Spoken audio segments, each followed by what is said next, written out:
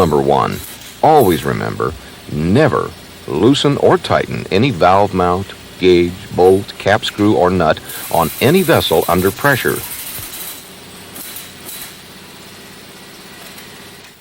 If you didn't already know, discharge pulsation dampeners use only one type of precharge, nitrogen. Do not use oxygen or compressed air. If it's mixed with oil or grease, it will ignite. Since you'll be pressurizing the dampener to a fairly high pressure, there's a possibility of pure oxygen finding a greased surface or your gloves. If it does, it'll burn or explode and probably take you with it. So remember, nitrogen only. Almost all of our rigs use one of two pulsation dampeners, Hydral or Continental EMSCO. They're similar in design and therefore similar in the manner in which they're serviced. Other styles are found on a small number of rigs, but because of their different design, this program will only cover Hydral and Continental EMSCO pulsation dampeners. In addition to this program, make sure you study and have handy a current service manual for the dampener you're working on.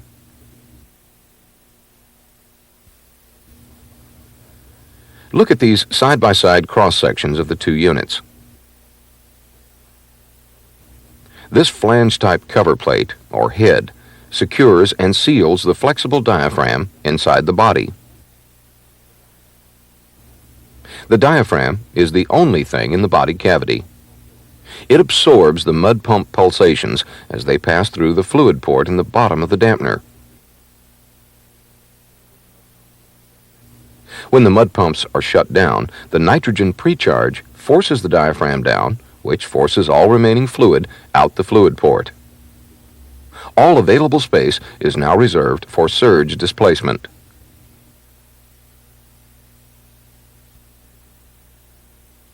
The diaphragm in the Hydral unit contains a steel insert in the bottom of the diaphragm.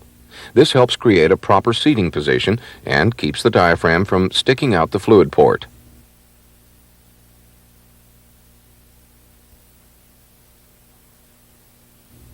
Continental EMSCO uses a perforated retainer plug over the fluid port and a slightly thicker diaphragm. This helps to serve the same function as the insert on the Hydral unit.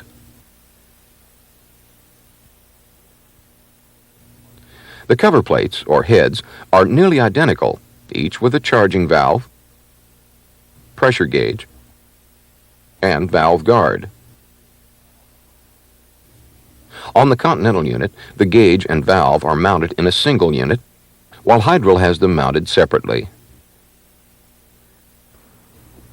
The charging valve is where you'll bleed the pressure off, as well as administer the nitrogen precharge. Since the two units are different, have the servicing manual handy.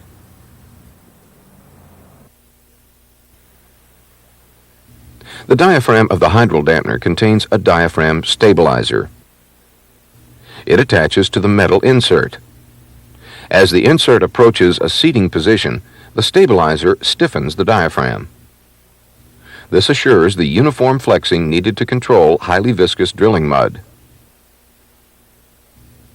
The Continental unit doesn't have a stabilizer. As mentioned earlier, its diaphragm has a little thicker wall design, and this assures the uniform flexing.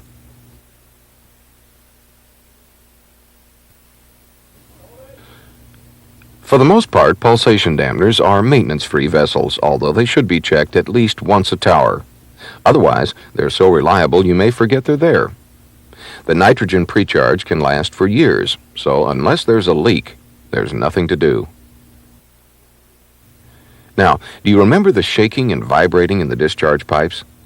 That was probably caused by a drop in pressure in the pulsation dampener. The only thing that can cause a pressure drop is a leak somewhere in the unit. It could be in the charging valve, pressure gauge, the seal between the head and body, or a rupture in the diaphragm.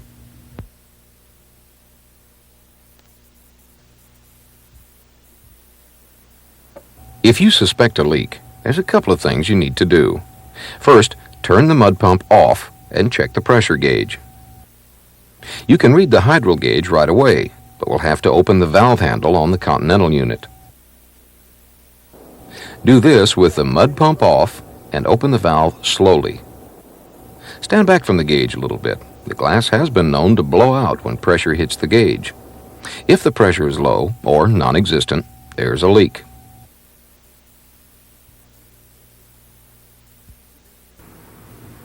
Your next step is to find out where the unit has leaked.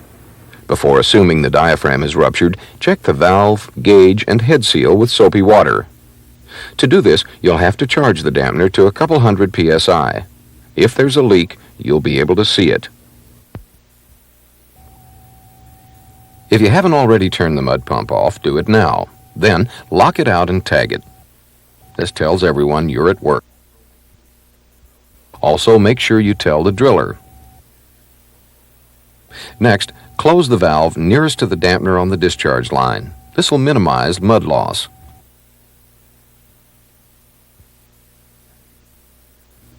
Now you need to depressurize the dampener. Take an open-end wrench and open the valve outlet, or purge valve, on the Continental. Then, open the valve by hand. It's okay to vent the nitrogen into the surrounding area, just don't directly inhale the escaping gas. Hydro recommends that the charging valve and pressure gauge be replaced every time they're removed. The reasons are simple. If the valve or gauge leak, they're faulty. If the diaphragm has ruptured, mud has clogged both the valve and gauge.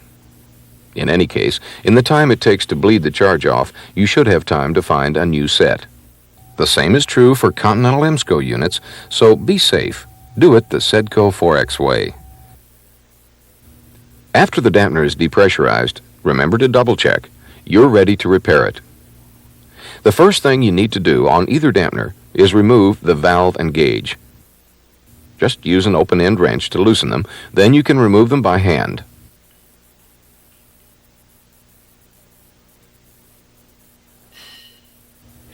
Now you can check to see if your diaphragm has ruptured. Take a welding rod or piece of wire and stick it through the hole where the valve or gauge was. Push it until you hit the bottom of the diaphragm and move it around.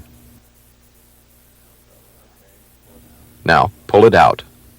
If there's any mud or fluid on the end, you have a rupture.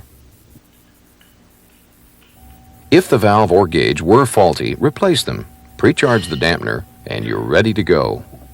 If you found a leak in the head and body seal, or a rupture in the diaphragm, it's time to move on. Now you'll have to remove the head off the dampener. Have your tools ready, like an impact wrench, open-end wrench, socket set with extensions, and so on. Also, have a new diaphragm and valve and gauge set on hand. You'll probably have to replace them all.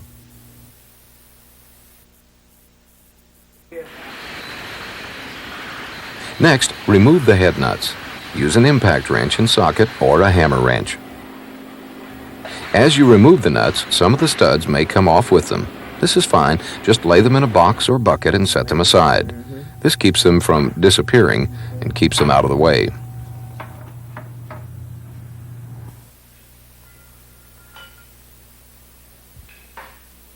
Now it's time to remove the head. The simplest way is with what we'll call a Johnny arm, and it's similar to a small crane, which can also be used. To use either one, you'll have to reattach the valve guard. To use the Johnny arm, you'll have to remove a stud if one didn't already come out. Mount the Johnny arm in the empty hole. Lift the cover.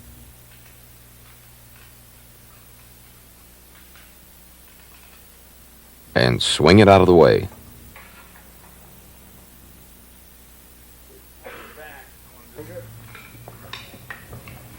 If the seal between the head and body caused your leak, then make sure the diaphragm is seated properly and seals when the head is in place. You'll have to reassemble and pressurize the dampener with a small amount of pressure to check.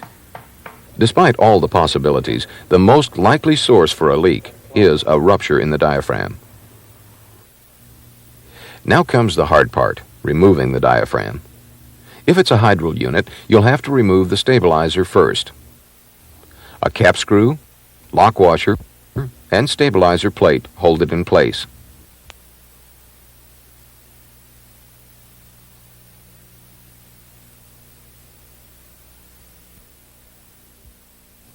After removing it, throw it away.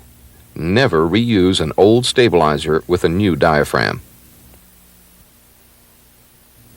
Since we're on the subject of hydral, the easiest way to remove their diaphragm is with the Johnny arm.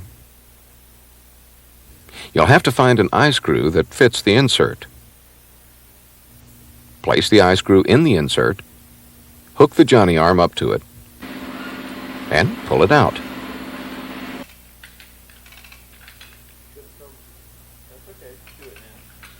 It'll come out wrong side out, but since you're probably throwing it away, it doesn't matter.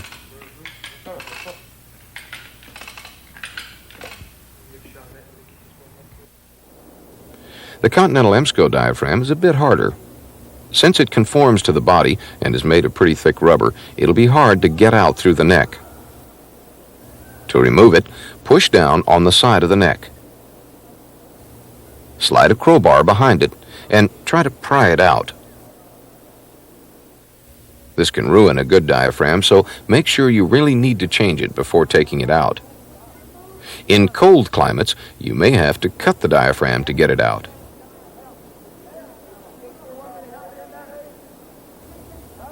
After removing the diaphragm, you'll need to clean and inspect the unit.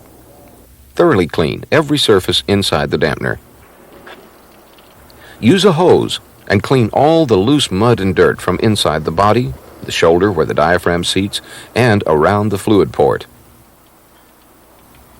Also, clean surfaces on the head that come in contact with the body and diaphragm. Use a wire brush and scour the same surfaces. Make sure the shoulder seat is clean so the diaphragm will seat properly, but don't remove any metal while using the wire brush. Now, inspect all surfaces for nicks, spurs, and rough edges. If left unchecked, these can damage a new diaphragm, so check all the surfaces it will come in contact with. Use a portable grinder to smooth them down if necessary. Now, inspect the fluid ports. Look for mud cutting or corrosion. If there's excessive damage by either, let the tool pusher know. The hydral unit has a replaceable bottom plate which contains the fluid port, and the Continental unit has a replaceable retainer plug. These will have to be replaced if corrosion, like this, occurs. When your inspection is complete, you're ready to install the new diaphragm. In most instances, and especially in cold climates, you may want to warm the diaphragm up before trying to install it. Set it near a heater or wrap it in a blanket and flex it a few times. Then keep it warm until you're ready to install it. The hydral and Continental diaphragms can be installed in two ways. The first, and what hydral believes is easiest with theirs, is to lay the diaphragm on its side and roll the bottom in on itself. Using this method, the neck opening will be on the outside. You should be able to roll it up to where it'll fit in the hole quite easily.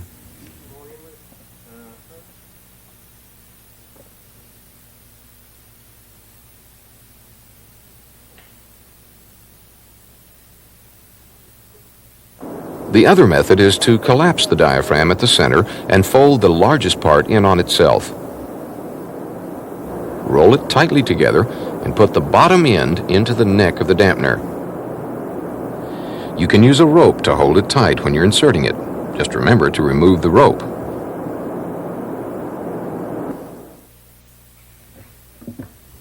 After getting it to conform to the shape of the body, seat the neck loosely in the shoulder. You may need some help pushing the walls out to meet the body, since a new diaphragm is pretty stiff. If yours is a hydral dampener, now's the time to install the new stabilizer. Just reverse the removal process.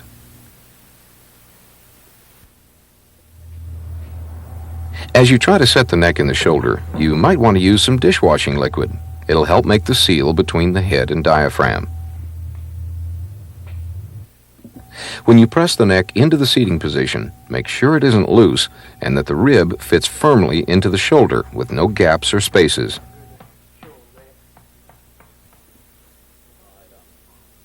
To help create a proper seal, spread a thin layer of anti-seize on the surface where the head and body will join. You'll also need a fine bead of oil between the diaphragm lip and the seal groove on the head. If not, make sure you have at least 4 in place. Then, lower the head into position.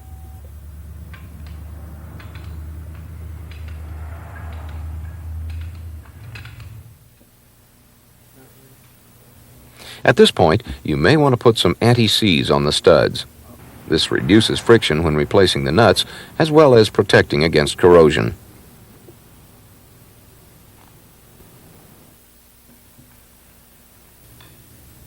Now you can remove the johnny arm and place the remaining studs in the holes.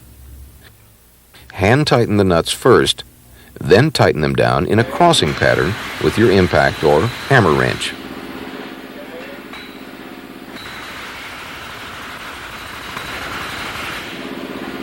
Let's jump ahead to the point when you're ready to remount the gauge and charging valve.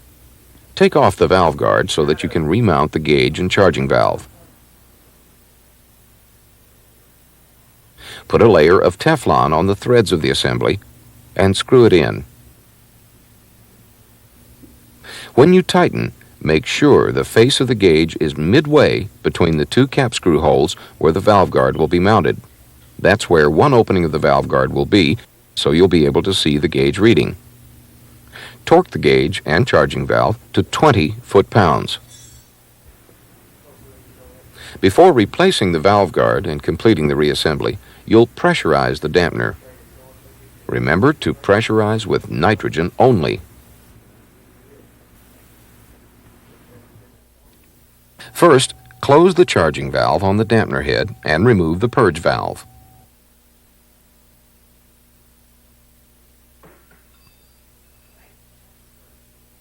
Attach a charging hose to the valve, making sure it's seated firmly.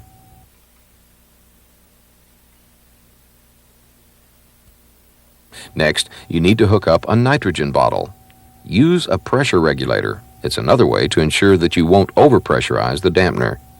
And this is a rule of thumb. Always attach a pressure regulator to the nitrogen bottle, then attach the hose to the regulator.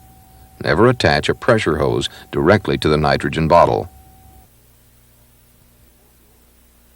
Before you open up your nitrogen bottle, you need to know how your pressure regulator works.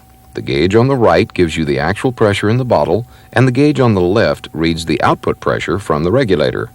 Screw the handle clockwise and you'll increase the pressure allowed out of the bottle. Screw it counterclockwise and you will decrease the pressure.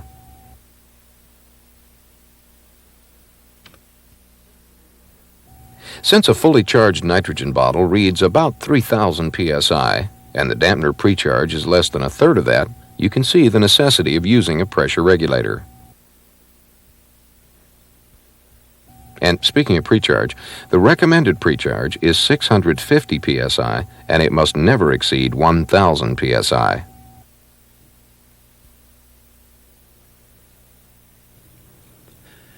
To pressurize the dampener, open the charging valve on the dampener. Then, open the valve on the nitrogen bottle and turn the handle on the regulator to allow nitrogen into the dampener. Since you want 650 psi, that is what the gauge on the left should read. When you reach the precharge level, close down the charging valve, regulator, and the valve on the nitrogen bottle. Now, disconnect the pressure hose from the charging valve and replace the purge valve or valve outlet. Before you remove the regulator, back off the connector to relieve the pressure in the regulator.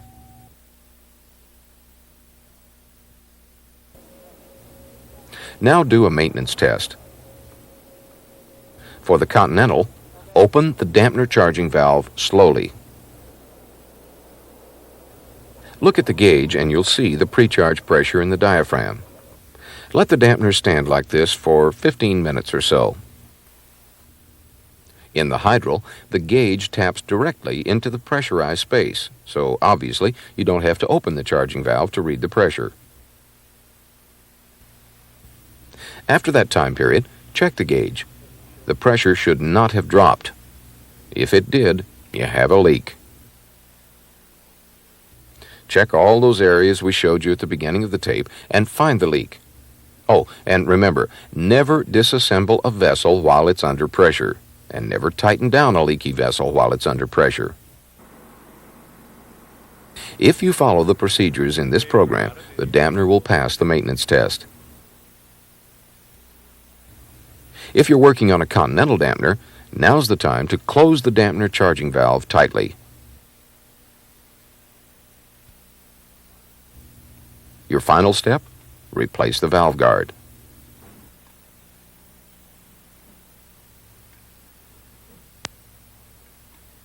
The operation is complete. From now on, all you need to do is check the dampener pressure whenever the mud pump is shut down. Remember, on the continental dampener, you have to open the charging valve slowly to read the gauge. It should read the proper precharge. Don't check the gauge while the pump is in operation. It won't give you an accurate precharge reading.